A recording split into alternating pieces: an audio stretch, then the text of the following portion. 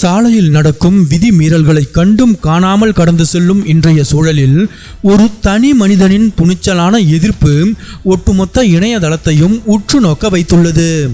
ஹைதராபாத்தை சேர்ந்த பைக் ஓட்டுநர் ஒருவர் தவறான திசையில் வந்த அரசு பேருந்தை தைரியமாக வழிமறித்து அதை முன்னேறி செல்ல விடாமல் தடுத்த வீடியோ சமூக வலைதளங்களில் வைரலாகி பரவி வருகிறது. அந்த வீடியோவில் பைக்கோடு பேருந்தின் முன்னே நேருக்கு நேர் நிற்கும் அந்த இளைஞன் ஓட்டுநரை சரியான சாலை பகுதிக்கு திரும்புமாறு பிடிவாதமாக கூறுவது பதிவாகியுள்ளது. இந்த சம்பவம் ஹைதராபாத்தில் உள்ள வேவ்ராக் மற்றும் பாச்சுப்பள்ளி இடையே உள்ள சாலை பகுதியில் நடந்துள்ளது. தவறான திசையில் வந்த பிறகும் அந்த பேருந்து ஓட்டுநர் வண்டியை முன்னோக்கி நகர்த்த முயல்கிறார். ஆனால் அந்த பைக் ஓட்டுநர் சிறிதும் நகராமல் பேருந்தின் பாதையை முழுமையாக மறித்து கொண்டு தனது பிடிவாதத்தில் உறுதியாக நிற்கிறார். இதனால் இருவருக்கும் இடையே சில நிமிடங்கள் பரபரப்பான சூழல் நிலவுகிறது.